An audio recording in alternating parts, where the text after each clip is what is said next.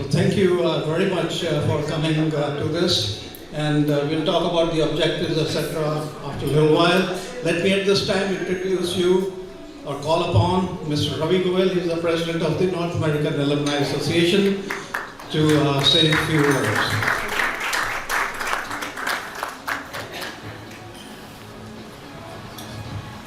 What is DCET? Many people ask me. It's Department of Chemical Engineering and Technology. That's all it is. Welcome everybody to first ever leadership DCET North American Alumni Association meeting. The DCET program started in Punjab University in 1958. And the first batch came out in 62. So it has been 64 years there now. So it has a long history. I realize Punjab University has a HTR card from 47. I know people got from 1884, but that was in Lahore. So when they moved to India, Hoshiarpur, so that's where it started. Anyway, what's our goal today? Our goal is to take DCET department to the top of the ranking in India. Right now, they are lower in ranking. That's our goal. And that's what we are going to be here for next day, 2 days, to review the past, what we were, how we reached where we are, and how we are going to get to the top. But what we all need to do to help us get to the top. Okay, myself, I'm Ravindra Goel from 1966 batch, and here after 25 chemical engineers from there, at least 5 or 6 I see my classmates.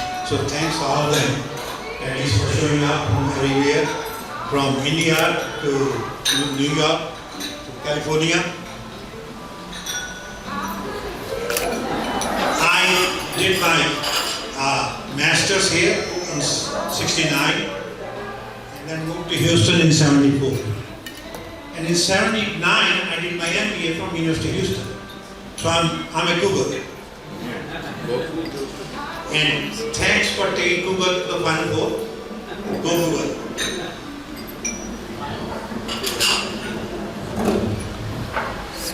I want to thank all our distinguished guests, Koreli, Sureji, and all the I don't want to talk all the professors here at the University of Houston because I will spell their name.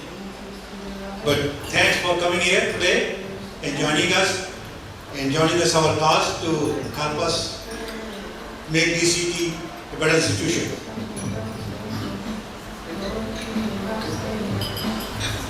From India, we have the guests from Dr. Y.P. Verma, Dr. Anupam Sharma, and Dr. Gaurav Verma. They are joining the Punjab University and the department to see how things work here. So they can take it back and hopefully work with that. I want to thank our organizers to help defray the cost of this program. I think the names are there. The Merrill Lynch, Riverway Title, UBS Bank, CBIZ, along with Dr. Arun, Alok, and myself. And we are open to more sponsors, both to help defray here and to raise funds for DCET. And if anybody wants to give it today, we will take it. Now, question is how this came about. Our friend Dr. Arun decided to give 35 million rupees donation to the department, and in December 2023, he was being honored, so I went along with him there.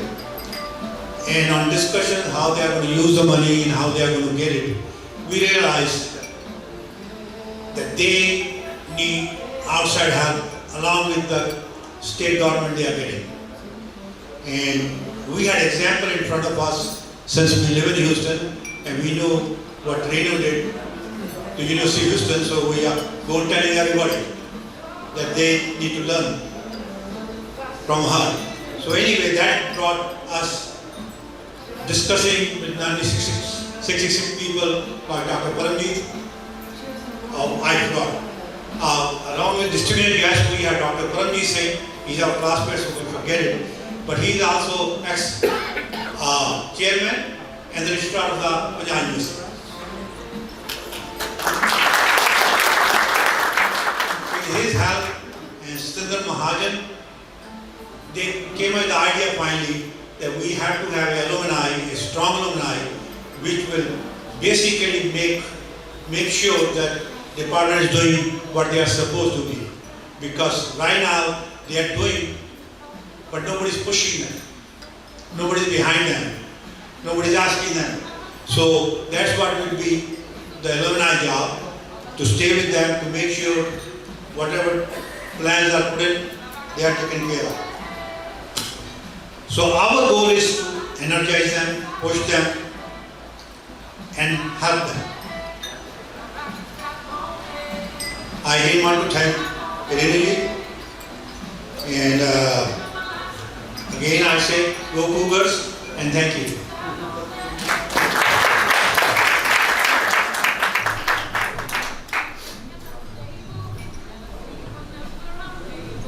Hello, you want to say something?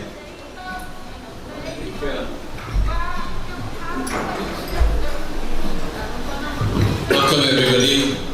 We are in the presence of such distinguished guests that we would rather give them time to enlighten us, to impress us, to energize us with their wisdom, so that this journey, this goal that we have set for ourselves, we achieve full success in it through their cooperation and through their help. So with that, we look forward to some real good discussions in the next couple of days. We look for some real enlightened vision that you will be sharing with us, which we can act upon and which we can follow and embrace. Thank you very much.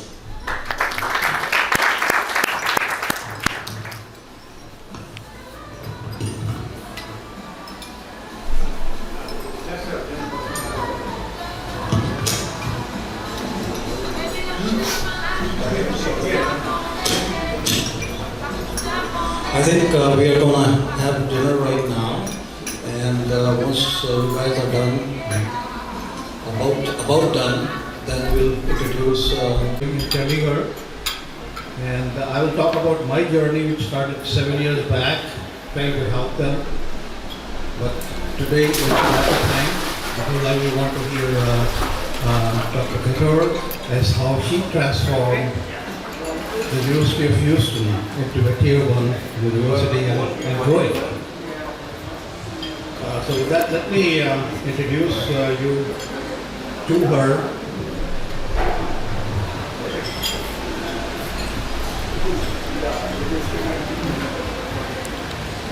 Dr. Katur was appointed as the Chancellor and President of University of Houston in January 2008. Has it been that long? Okay. She was the first Indian-born individual to be appointed as Chancellor of any research university in America, and the first woman to be selected to lead a system of higher education in the state of Texas. During her 17 years as president, Dr. Katur has earned the reputation of being one of the most influential and transformational leaders in American higher education. In 2008, Dr. Katur took the helm of a good regional university, but in just 3 short years positioned it to become a national Tier 1 research university. So, Volpi, I think you need to hear how she did that, so you can Thank you for the good work. implement that at PU. Yes.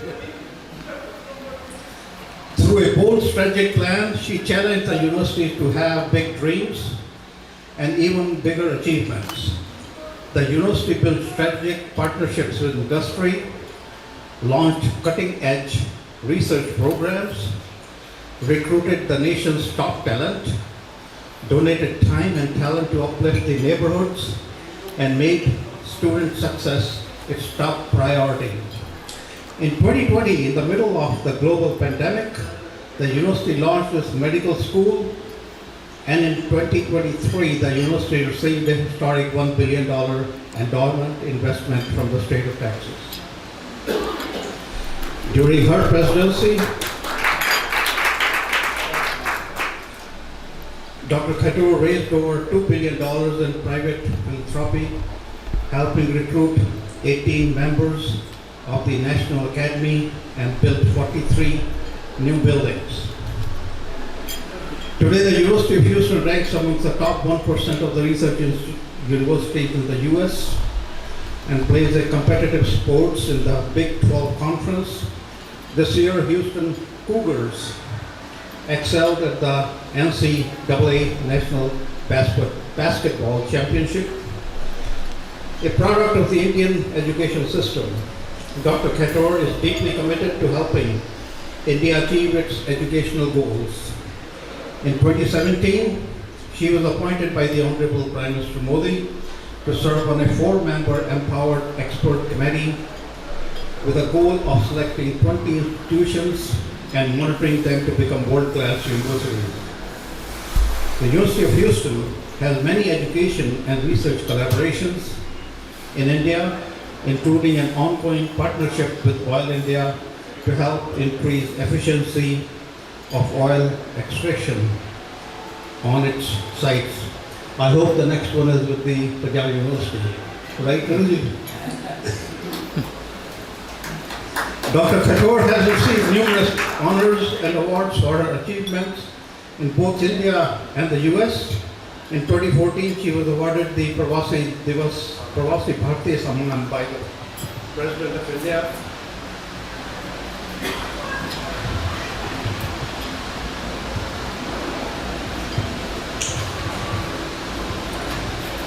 Mr. Pranab Mukherjee. In 2016, she was inducted into Texas Women Hall of Fame, and in 2020, she was honored with a membership into the National Academy of Arts and Sciences. She has received honorary doctorates from the universities of 3 continents and has served as the chair of the Federal Reserve Bank of Dallas. Born and brought up in Farrukhabad, Uttar Pradesh, Dr. Khator received her bachelor's degree from Kanpur University in Hindi medium before migrating to the US to earn her MA and PhD in political science from Purdue University. Dr. Khator is married to Dr. Suresh Khator, a highly accomplished academician, and the couple have 2 daughters who are both ophthalmologists practicing in the US. And I just came to know that her hobby is painting. And she showed me some of her paintings just now, and they're beautiful. I mean, you should open the gallery. Well, with that, let me request Dr. Khator to throw some light as to how to transform our university back in India, which is my alma mater. Thank you. Well, thank you so much, and good evening, everyone. It's a pleasure to be here. I had another event, but I'm just so glad timing worked out and I could be here with you. I want to offer a special welcome to our guests from India. Welcome, and we're very happy to have you here. And I want to say my very heartfelt thanks to all of the faculty from the University of Houston. It's because of you that I'm standing here today and bragging about the university. Work has been done by you. I'm just taking the credit. So, and I know that. I want you to know that I know that. Okay. Now, you said your goal is, first of all, thank you so much, Varmaji. You have, in my heart, you have so much respect. You know, I really respect you. And that's why I wanted to make sure if I could be here, I wanted to be here. Because you're such a generous person and such a community leader in so many different ways. And You take projects which are unbelievable. So I admire you. I don't know how you do that every year, gathering thousands and thousands of people. It just gives me headache, but you do it very well. So you said your goal is to really transform the department. I don't know if I can help you there. I don't really, I don't have expertise there, but I can most definitely talk about or give you the story of how University of Houston has been transforming over last 17 years, at least what I can see. But I also want you to know it's not just me, for sure. It takes a village to really transform any kind of organization, particularly in education. So I'm very grateful to how this village has worked out. So I thought, okay, what can I tell you? And this kind of thing, I have gone in many cities and many universities. People invite me to talk about, well, how did you transform the University of Houston? The reason is, nationally it is considered to be one of the most transformed institutions. So I guess I can say I'm just a little lucky, but I also always credit my Indian values and foundation that I brought here. And as I go through, maybe you can notice it too. So I just thought I'll talk about a few factors that if I reflect on, I can see that those have been very critical. And I think I can reflect back on because it has been 17 years now for my Indian guests, and even for you all in case you don't know, the typical tenure of a university president, particularly a research university president, is not even 5 years. The last statistics said was 4.7 years. So I have survived, and this is an incredibly political job. Right now, while I'm here, still I'm trying to see what damage might have been done in Austin or what good might have been done in Austin. You just don't know. Austin is our state legislature. It's a very political job, but I'm still very blessed to be here in Houston, to be here in Texas, and you can see why. So I think first thing I would say to transform, whether it's department or college or university, whatever it is, the very first thing, important thing is really a very compelling vision.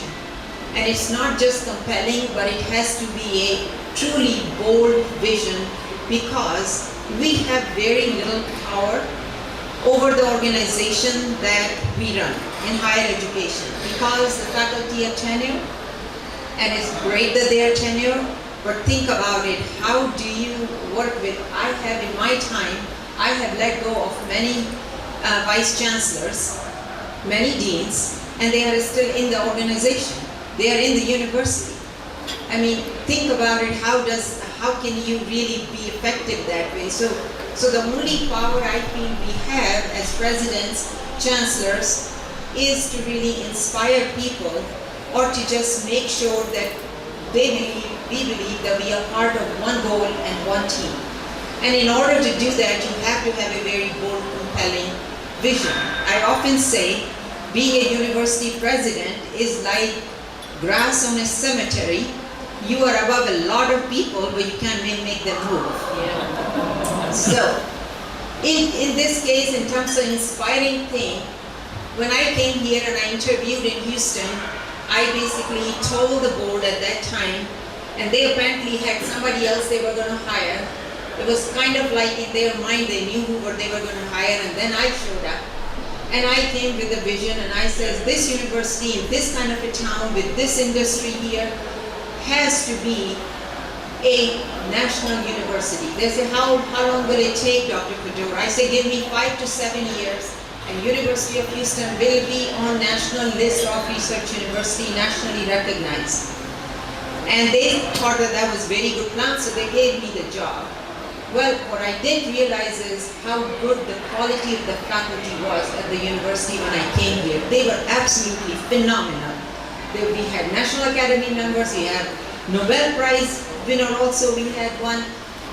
It was truly astonishing to me. So once we could get the vision bought in by the rest of the institution, it became really easy to push the institution forward. And then we had every single time, I have a board that governs the university, and I know one thing, that the board is going to go wherever they say they feel that they can be useful. So unless you have something for them to do, they're going to get into the weeds of the institution. So we always have something bold for them to really shoot for and look for. Same thing for alumni, same thing for donors. So the vision is the best thing that moves the institutions, inspires people, because the job of a leader at the end of the day is to take people where they didn't think it was even possible. And that's how the narrative goes. So that's one thing. Second thing I would say is really commitment to the core mission. And I often think about that and I talk about that if you go to a restaurant, they give you a fabulous window seat, they serve you, nice cold water, they have beautiful music, everything is perfect. But then they serve you dinner and the food is so awful that you leave halfway through the food. And if you do that, do you think you're going to come back again to that restaurant? Obviously not, even though you were treated very well. Same thing it is about the students. In United States, it's a little different than in India. In India, at least in my times and until probably very, very late, you start your education and you finish that train as long as you go. You don't take a break and then say, okay, I can come back when I'm 40. We graduate people at 76, 82. I think this year we graduated somebody in the 80s. So we graduate, you can come back anytime. But the problem when I came to the University of Houston was, we were neither committed to our core mission, nor were we committed to the community. And I will say this point blank based on data. The data is this. If 100 students came as freshmen, after 6 years, it's a 4-year educational degree, but after 6 years, only 40 of them were graduating. What was happening to those other 60? Were they getting their degrees? Some of them would get it in 7th, 8th, 9th, 10th year. However, most of them simply just were dropping out. So the dropping out becomes a big problem, a big challenge, because students there's so many distractions, so many choices, and so many other reasons as well. So we said, first of all, we have to commit to the core mission. The students are our core mission. If they're not successful, we're not successful. That message resonates both inside as well as outside, because state knows you're serious. But until they see the needle move, nobody's going to believe you. It's a good talk, of course it's a good talk. But then comes our commitment to community. Houston is a big business town, but if you think about what is Houston's reputation outside, what is Houston known for? It is for energy, it's for oil and gas. That's what is our identity. So when I come to the University of Houston and I said, well, do we have a program that serves that industry because they need the workforce? Are we providing the workforce? Do we have a petroleum engineering program? And I was told, no, we don't have it. Well, because students go to Oklahoma, they go to UT, so we don't think like we need to have it. I say, okay, so Oklahoma, and they're in Norman City, or in Austin, they have a steakhouse, they have Neiman Marcus, so why do you think you should have in Houston all of these fancy things? However, for higher education, you don't have a vision. You don't think you need that kind of an institution in Houston. Okay, then I had to go to the faculty and say, we don't have petroleum engineering. I can go to those people and ask them for funding, ask them for support. Why? Because we are not meeting their need first. That's their need. So let's start petroleum engineering program.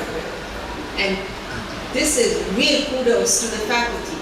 They have absolutely no reservation about sitting down with the people from the energy industry and sitting down and say, okay, let's design a program in petroleum engineering. It got designed within 6 months. It was launched from this department only, well, it was launched from chemical engineering, right? So right from here, it was launched here. Naveen, have you been here that long? Okay. I think you may be the only one who has been that long.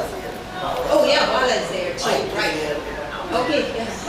Oh my gosh, you all. So you keep correcting me, okay? So you remember when we started petroleum engineering program, and that gives me credibility then to go sit with these CEOs of oil companies and asked them, "Well, what do you do with the university?" And they were earlier telling me with a lot of pride, "Oh, we give a scholarship. We give actually 2 scholarships." And I'm thinking in my head, yeah, that's a lot, right? What is there? That's nothing. You ought to be doing solid research projects. You ought to be doing some, good work, with the University of Houston. But until we get the workforce, it's very difficult. But we lost many years. So the result is today, in all of these C-suites of energy, these companies, they're all here headquarters, but hardly there is anybody who's a University of Houston graduate in petroleum engineering. Most of those people are from UT or Oklahoma because we lost that precious time period. Nonetheless, we're making ways. We're getting some people there. They've been really helping us. They have been working with us. Our faculty are doing phenomenal work with them. So that's how you start building your commitment. One other point I'll talk about the commitment is, a university is a place that has so many resources and so much intellectual capital. However, we were sitting right next to a community that had high crime rate, still does actually, very low, public school quality was very low, people were very poor. It's known as Third Ward for those of you who may not from Houston. And we knew that until that community prospers next to us, we're not going to be able to prosper. We can only go so far. But the problem was we could not even put flowers on that side of the campus because they thought we are gentrifying it. We are pushing them out. So it took a while for us to really make a headway there. I went to pastors in the churches because people are extremely religious, and I begged those pastors to, can you give me an opportunity? Can I work with the community? Can I work with you to figure it out? What is your agenda? What do you want? What way can university help you? We don't know your solutions, but if you know your problem and you have a solution, we just want to help you. It took quite some time for us to neutralize that hatred that community had for the university and neutralize and bring it to a point where we could actually do some very constructive work there. So the public schools there that were there, we adopted those public schools in the sense of College of Education that was sending interns all over Houston. We said, you're going to pull everybody out. We're going to focus here and send people in these 6 schools here, elementary, high school, because we want to make sure that these schools get better. We make sure their principals became adjunct faculty at the University of Houston to give them an extra incentive not to move and just stay there. And as a result, all of those failing schools now are either B schools, some are A schools, some are C schools. The land around, of course, their faculty have also moved in. It will still take more time, but at least we are living up to our commitment to the community. We do have a commitment to the community, and not just for bragging rights. We have it because we have that ability to be able to do that. And what is shame on us if we do not go out and help. Our faculty do that, our students do that. There are so much work going on from 9 colleges right now there. Free health, everything, free, eye checks and everything. There are all kinds of business camps we run for them so that people there can start businesses, and we help them in terms of their success in keeping books and making sure for 3 years they can survive. So those are the kinds of things I feel is a commitment, to whatever our core mission is. Students first, then comes business, and I will mention community as well. After we have done these 2, the next thing comes, which is a really big issue, and that is changing the culture of an organization. Because everything is run from the culture. When you come here, you don't know. When I came here, I asked historians, people who have been here at least 40 years, I called them in my office and I said, help me understand this university. Help me understand what goes on. And from their conversations, I gleaned on it as to what is a holy grail, what is possible to change, and where can I begin to start to change that. Things were sometimes very, very, very inconsequential. Like I go out And I say I want roses around campus because I don't want campus to look neglected. And the answer I'll get it, oh, we can't have that because roses are too hard to maintain, right? I say, well then you have to learn how to maintain them. You know, coming here, I push all the time. Even now I push because generally a lot of time the answer is no. Like I said, we are having our centennial is coming. I would love to see a tower for centennial, a very modern looking tower. And even the faculty here don't know about that conversation, I'm just telling you. I said, we should have a tower. Well, my people come back and say we can't have tower because, you know, people will climb and commit suicide. I said, well, then you figure it out how they cannot climb. I mean, that's not a no answer. Then they come back and say, oh, it's going to cost a lot more. I say, I'll give you a price tag, you figure out how to do within that price tag. Then they say, well, something has to be engaging the alumni. I'm just telling you, it's like one thing after another. You have to be 100% persistent. So, coming back to, you know, our changing of the culture. I believe, this is just my belief, and, you know, my esteemed faculty here can correct me on that. I believe every organization has 80% of the people who will move and swing whichever direction the wind is blowing. If it's going this direction, they'll go here. If it's going this direction, they'll go here. But then there are always, and then there are 10% people who are really happy in where things are. They are happy with whether it's chaos or whether it's just lethargy. They are so happy and they want absolutely no change. I believe that there are always 10% people who are hungrier than you, smarter than you, more persistent than you. They want things to change, only if they could. So the job of the leader becomes, how do you take power away from those bottom 10%? If organization is not moving anywhere, that means the power is in the hands of those who don't want change. How do you take the power away from them and give it to those people who are ready to lead and ready to move forward?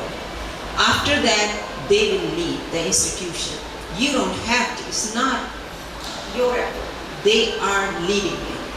So slowly, that's what happened with the power, you know, you just have to change. And there are many things here which we had to really change in terms of just the changing of culture. Celebrate those who are productive. And, you know, be very engaged about it. Because I sit down with my vice presidents and I'll ask them how things are, and I can promise to you, generally things are very good at the university. But then, that's how good they will tell me, right? But then what I do is I sit down with the students, round table. You know, once in 6 weeks I'll sit down with 20 students, sometimes just totally random. I'll just send in, you know, something on Twitter or X now. And I say, okay, just fill out here, let me know if you want to have lunch with me or high tea with me. And whoever fills in first, you know, get together. All right, and that time I ask them, how are things? Tell me what's going on. And that's when I learned the Wi-Fi is not working very well, that they feel unsafe, that there aren't any lights. That's the time I learned. Same things happen with faculty. If I hear a little bit more noise, I just have a tendency of going straight and saying, let's just get the faculty here, let me hear from them and find out exactly what might be the issue and then just try to solve it. In other words, what I'm saying is you have to be very hands-on in order to change the culture of an organization. When I came here, people thought I will be saying what everybody else has done before, which is they left in 4th year, right? Don't you say, Naveen? 3-4 years. You come, you get the learning curve first year, then you are there for 1 year, 2 years, things start to get rough, and then you start to look for a job. Before you are gone out, that means you have been looking at least 7-8 months or maybe a year, right? So you really don't have time to come into the institution. People thought they can wait me out, I'll be gone too, they don't have to change. And then came the position became open for my alma mater, which is Purdue. Everybody thought I'll leave. And they did call me, a lot they called me.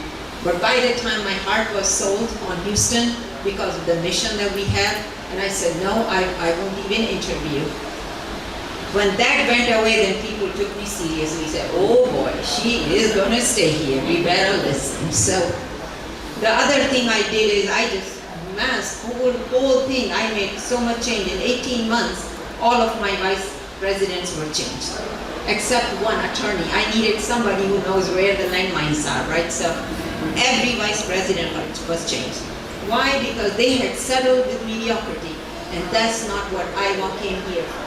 I came here for excellence because I believe that institution had the credibility, the substance that it could truly become something more, and especially in terms of getting reputation there too. So I would say the changing culture, whether it's changing the roses or it's building the pride in the institution. I wore red every single day for the whole year, first year. Because when I went to the football game, I saw 5,000 people there in a 40,000 stadium, and those 5,000 people were not wearing the university color, which is red. They were a UT shirt, they were, A&M shirt, a Rice shirt. I'm like, what is this? So I started going around campus with cards, and I would just give it to anybody if I saw they were not wearing some other university shirt. I said, give me this shirt, and here is your card, just go get another shirt. Then we collect like hundreds of t-shirts from other places, and then we did the bonfire. We just burned all of those t-shirts, right?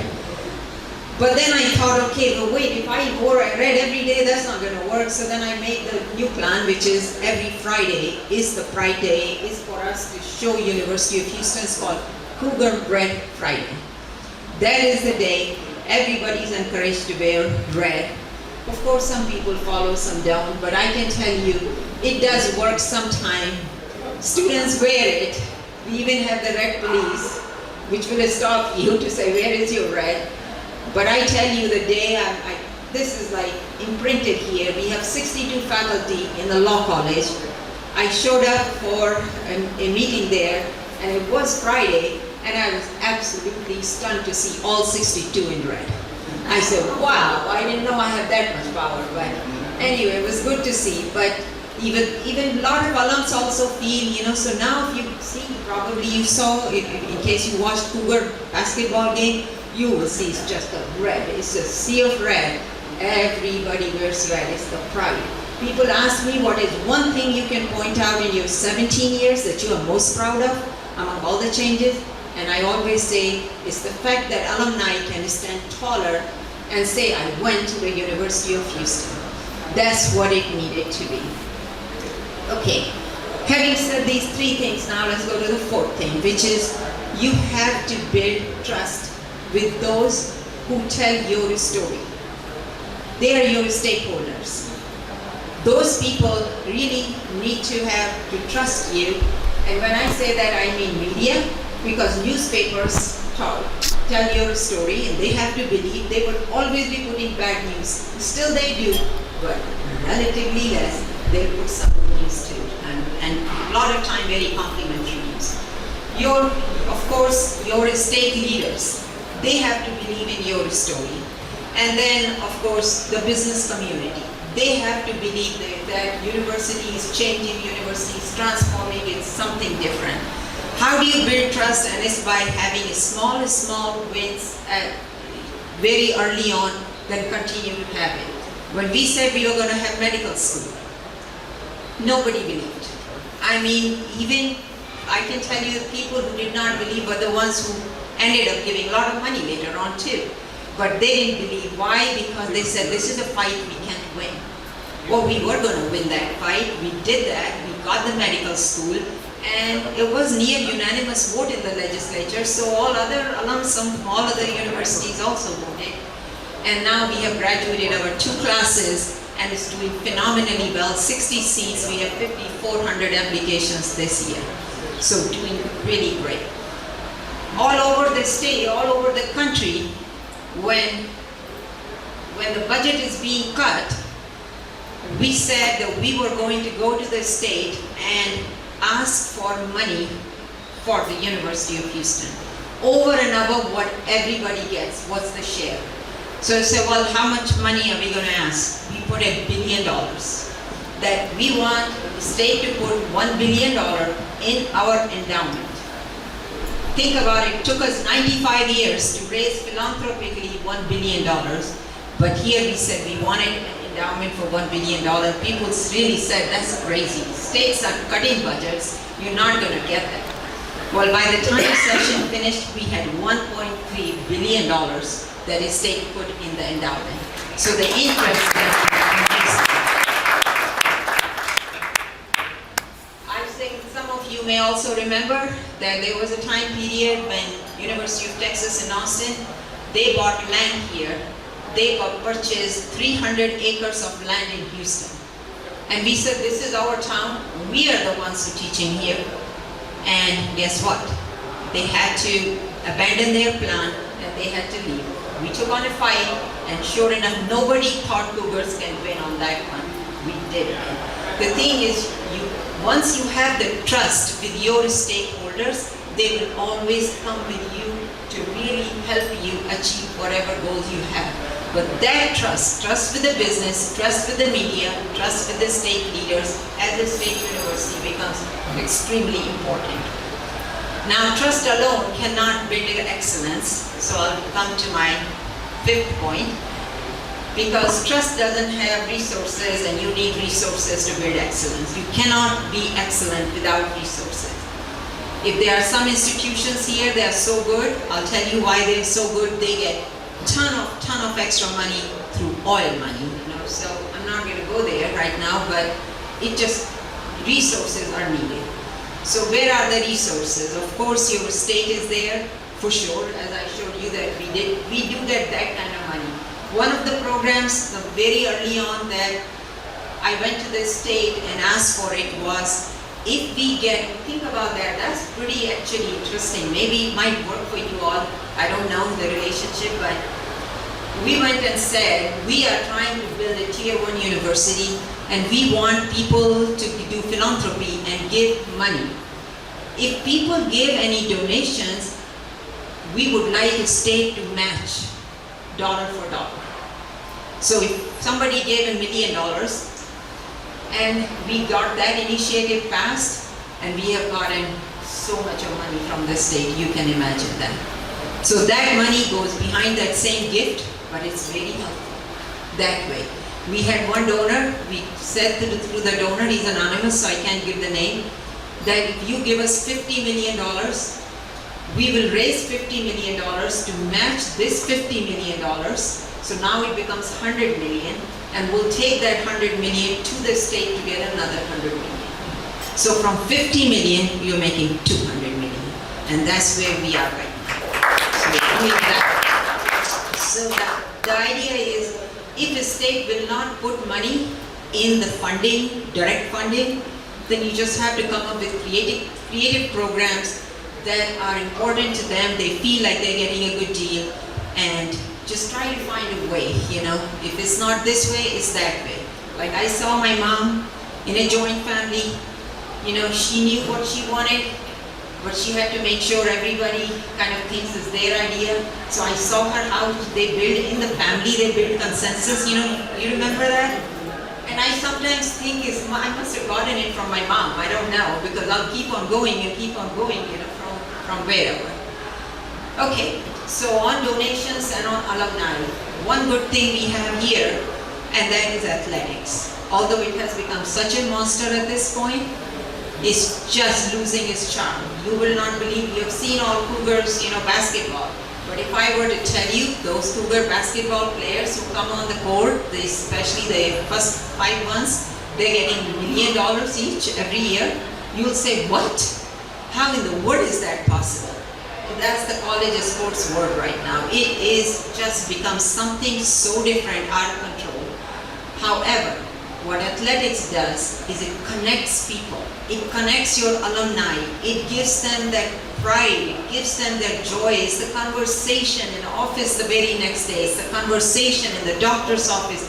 Anywhere you go, it's a conversation. There isn't a single day I go anywhere in town, they don't start by talking the Cougar basketball.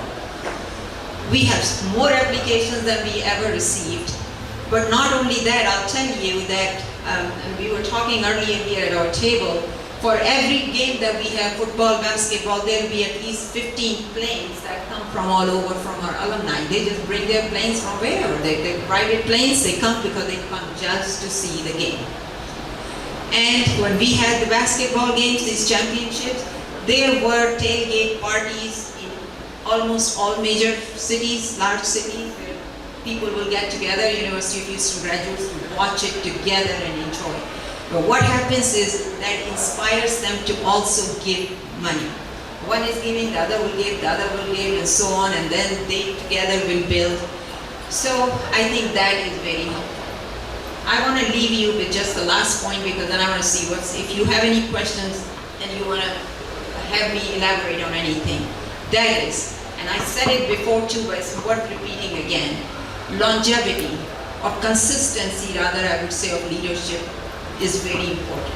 Even if it's not longevity, as long as you are on the same path, it becomes very important. If you keep changing the goalposts, I think then it's very difficult for the organization to pull together.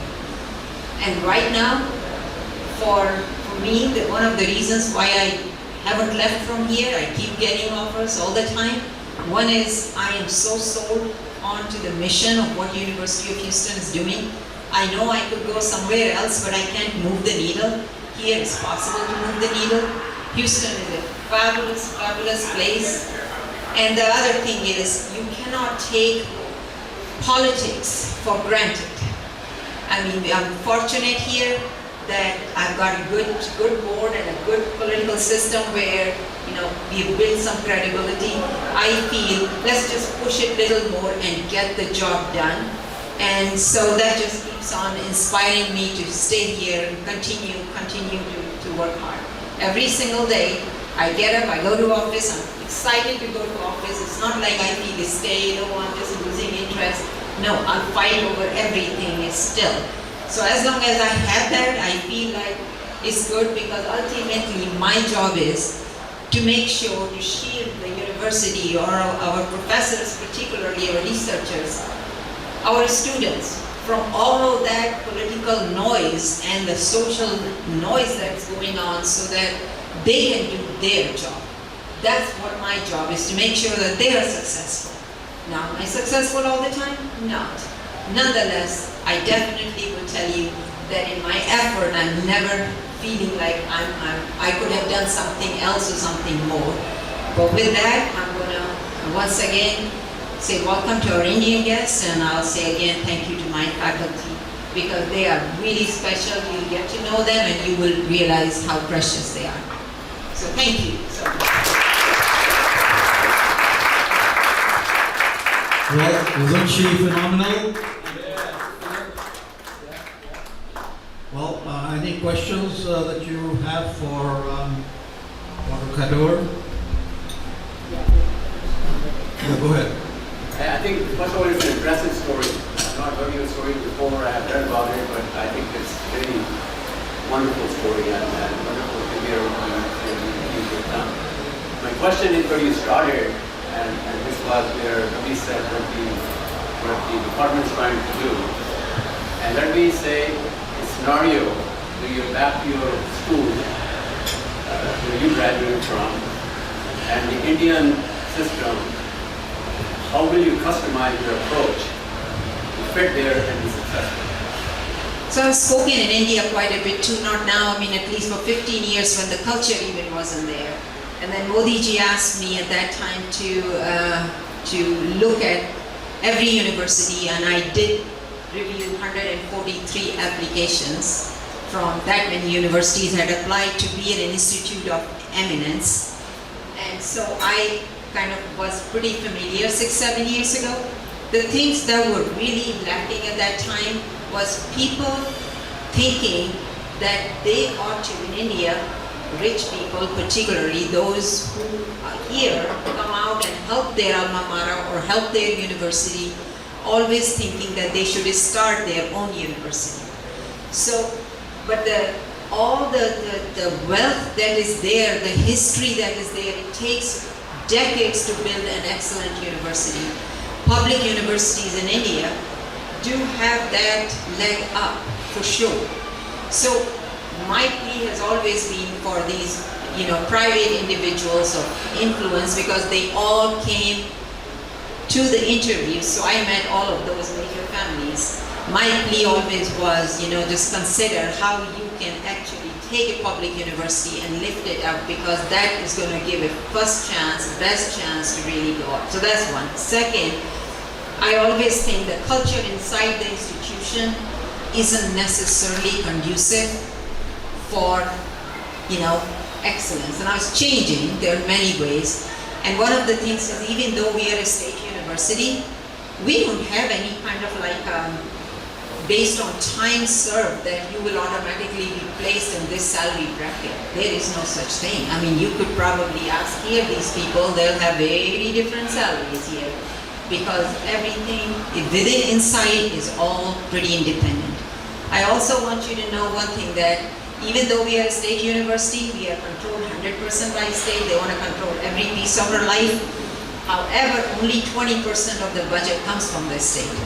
80% is our own money raised by us through different things, including a lot of research, and research culture has to be built.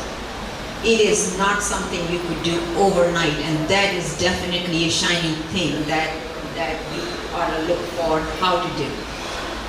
Finally, I would say, if you all have any influence, and because that's what my group, 4 of us, recommended to Modi ji and the leadership there, that one of the things you should do is to create a program of national research fund type thing, like NSF or NIH that we have, where the money is really given out based on real solid technical competition, and not because you know somebody or you have any of that. This way, the institutions like IITs and all, they're very good, fine, or Bombay University, they can get money, but every other institution will think that they can also get money, and they will compete, and they will rise together. And so I think those were the few points that I noticed at that time, and I know things are changing. I think collaborations isn't such a bad thing. However, you just gotta find the right partner. In US also, because there is a lot of pressure on higher education right now. You just gotta find a partner where you have some substance and have a program that do have substance, because MOUs you can easily sign, it doesn't take much, and they will be sitting there collecting dust. Those are not the kind of things we ever want, or you would even benefit from.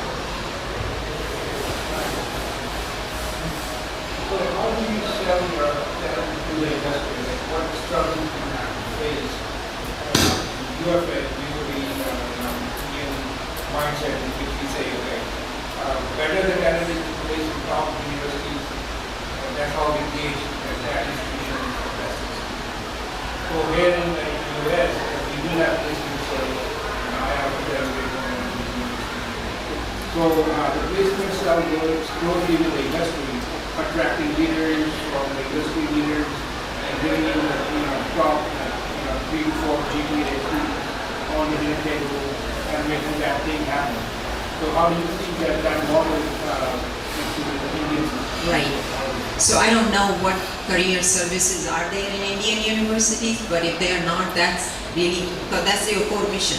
Core mission is to get the students to graduate and get them to be, in a place. We are actually judged on that basis as to what our graduates are making immediately and 5 years down the road.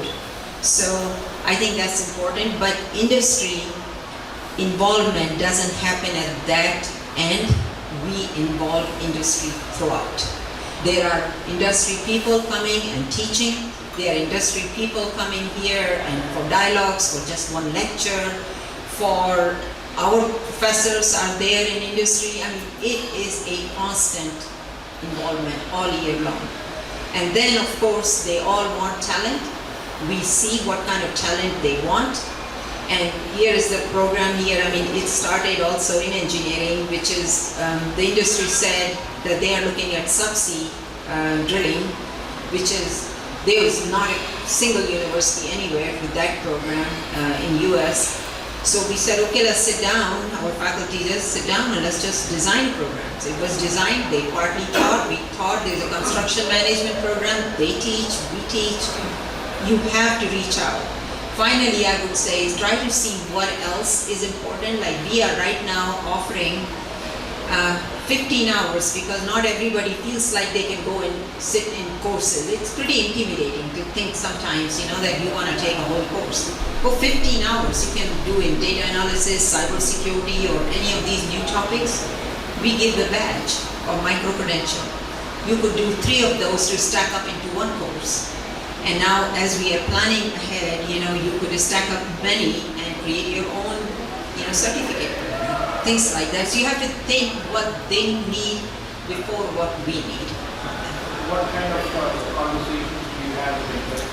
How does that materialize? So all the time, I am a member in the Greater Houston Chamber of Commerce for all of these 17 years. I know all of the CEOs because that's where everybody comes and meets, 160 of them, the top ones. And you have dialogues there. I go visit constantly. We get donations and money from them. They need our people. They are begging us for our graduates, especially in those areas where there's a lot of competition. But in some areas, of course, there isn't. So yes, I'm not the only one. I have a vice president for energy and innovation who is constantly meeting with them as well. I didn't talk about it, but we have a technology incubator, and we have very successful. Actually, it has been very successful. But all of those things is just again the cultural thing, and as you go along and your faculty here, they can tell you a lot more. Some of them may have their own companies as well there.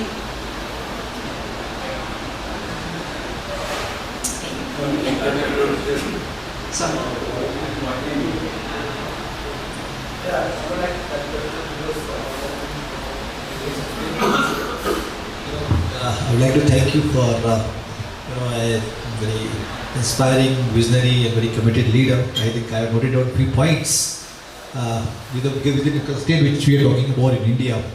Particularly, I think few points takeaway that I will take regarding the vision that you mentioned, that the compelling vision is very important. Besides that, I think the quality of faculty, because that is what is, I think, we are also looking at in universities now, that let's pick best of the faculty members, the committed faculty members.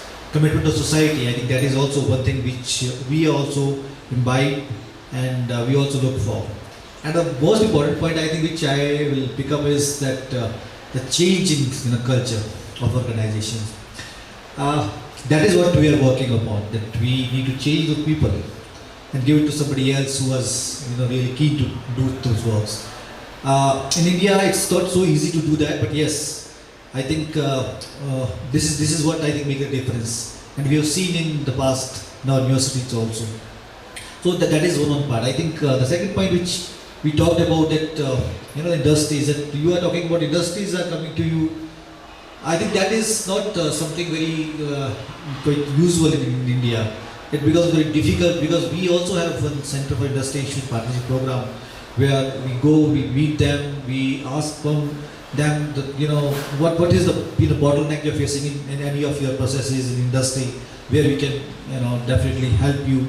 And we have technical teams, students, manpower available. So I think funding, it becomes a big issue in those cases.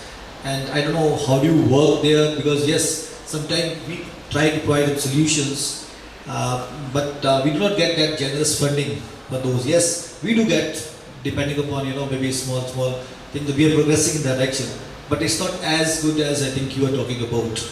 But I think these are some of the takeaways which I really noted down and remembered, and I think I can also convey this to my maybe my team, my vice chancellor over there, and make small changes within our constraint in our system, and we'll get back to you and maybe your team.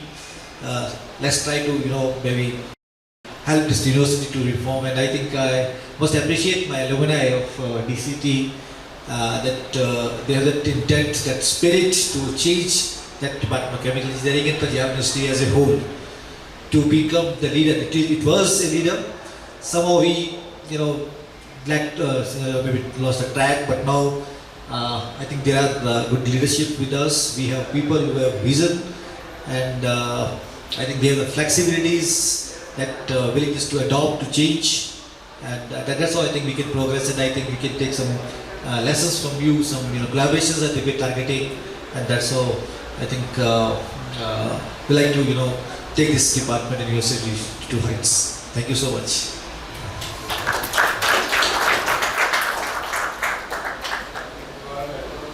Yeah, I just wanted to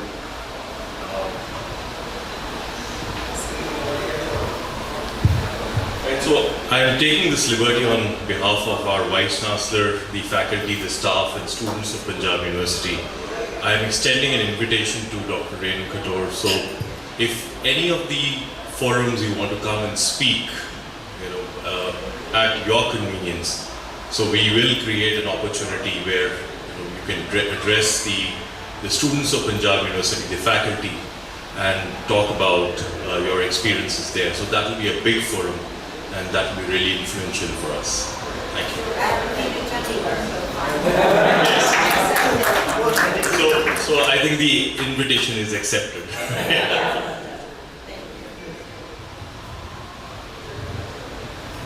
YPN and Pomaji, would you please come and honor our guests with gifts? Just a second. You have a question? Sorry? Check.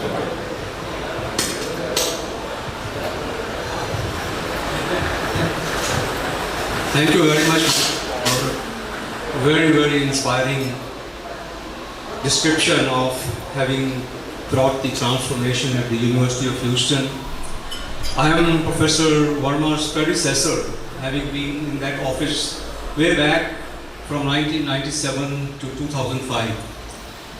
It's 20 years now. I have small question.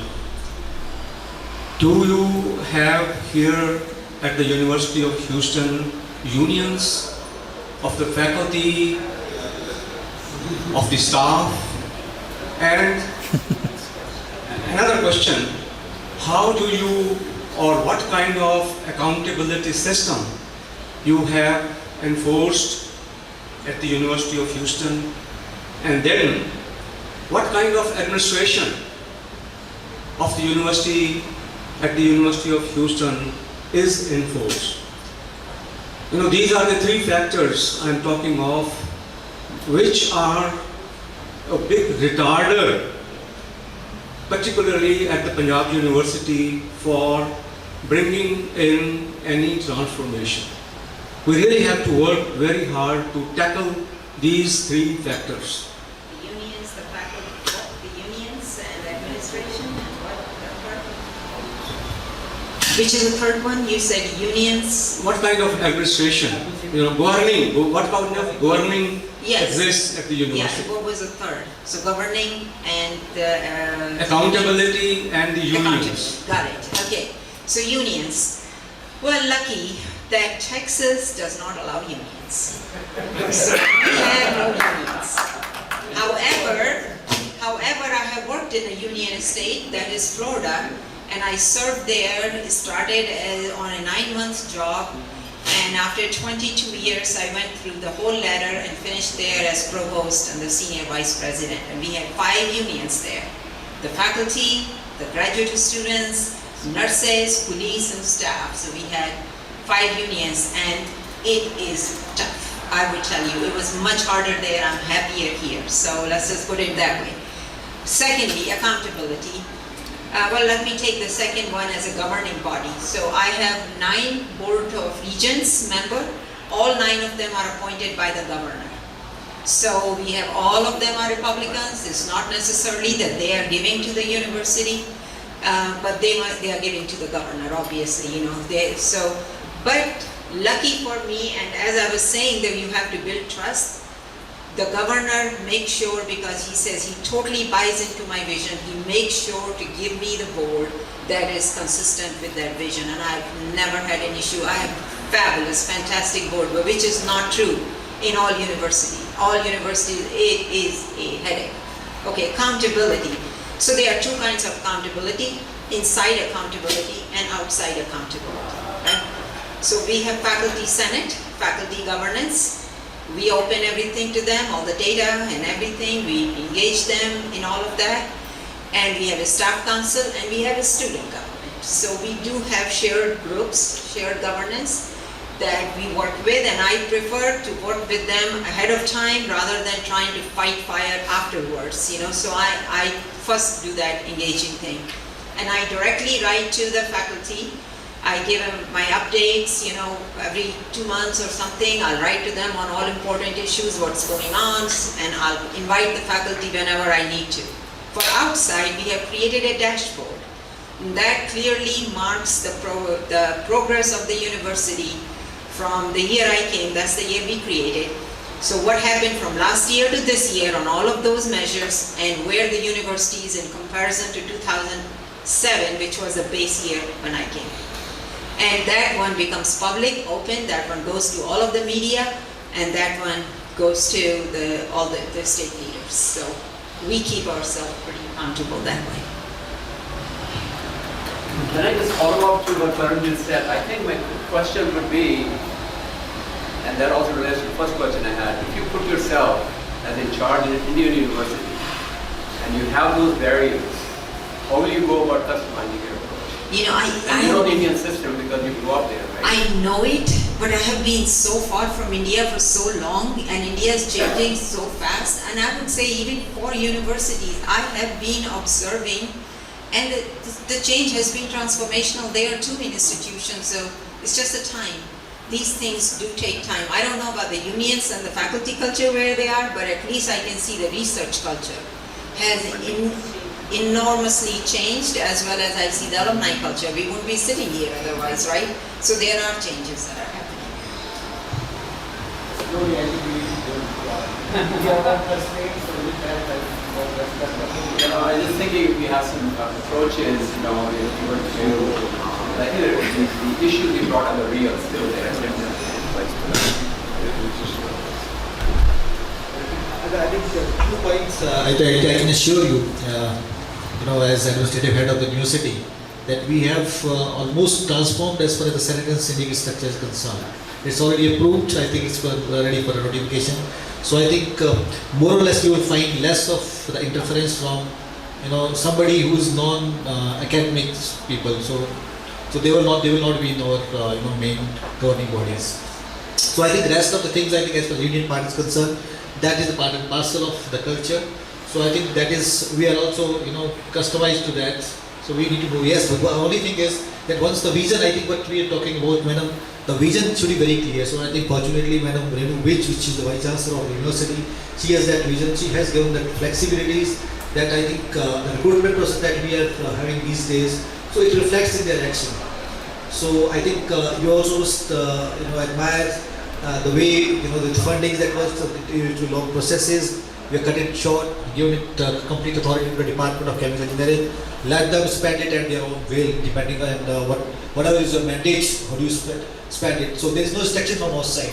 So I think there are certain changes that we are making at our end, and I can still, you know, assure you at this stage, because right now we, you know, the top of the administration, all are engineers. They understand, you know, how to get work done, rather than people having from other backgrounds. So I will not say that they are not good, but the point is a mindset change that is required. And I do feel, you know, there are points, what Madam talked about is that the cultural change, that is very, very much required. And I think it happened, and as a result of that, you find most of the people in you know, administration right now, they are engineers. You see the Burma, you see Madam, me, Madam Dean Student Welfare, you know, Secretary Vice Chancellor, most of the people are engineers as of now. So that's how there is a strong team also. Team is also required foreign program to be successful. I think people start following in that line. So I think there are points I will share with ma'am, and I think Gaurav has already given an invitation. This was on my side also, so you're most welcome. And I think if you meet your Vice Chancellor, it is going to make more impact on her, and I think it was inspiring, for all of us. And you can see the change, like university is now A++ university, one of the best rating in India. It is the best sports university in India. And we have category 1 status. Research-wise and the central grants we get, it's probably one of the best universities in India. So we are changing, and we are changing for the better. So There was one point again I would like to mention that what we talked about, ma'am, regarding the funding part. See, obviously IITs are mostly given, they buy sort of system that they are to get it for sure. I can show you that there is one grant that we got for Design Innovation Center, where out of 20, there are 5 universities, one of this Punjab University. Second, I think 1 month back, again from this Anusandhan NRF, that was the DST earlier. So I think, I don't know what your station word or what it is, but we also got a grant. Obviously there are not IITs, all IITs got that, but university got it, along with IIT Ropar. So there's a 10 crore grant for us also. So I think it all depends upon the proposal that you put in, rather than the status of IITs only. So if things are changing, if you have a good proposal from universities also, you are being considered for the grant. So I think that's all. I think people are, they're also understanding this. Yes, this is the way we need to move. It's not only the tag, that is important. It's the work. I think that the delivery system that is important. the biggest takeaway is the branding. We need to work on branding. And I think you all can help us in branding. Yeah, hold on. Yeah, if you all can move your chairs to the sides, please.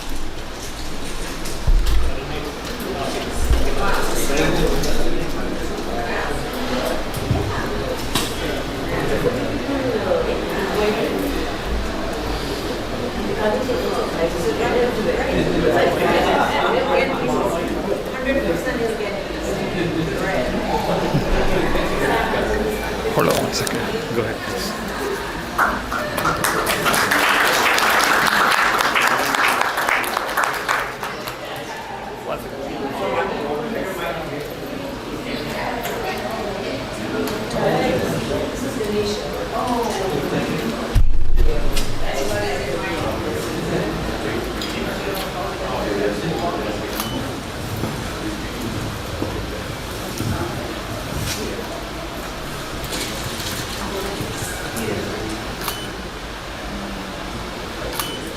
Okay, fine. Well, on behalf of the DCT North American, I want to thank Riliji for doing such an inspiring and giving some tips. Like they said, branding. University of Houston got so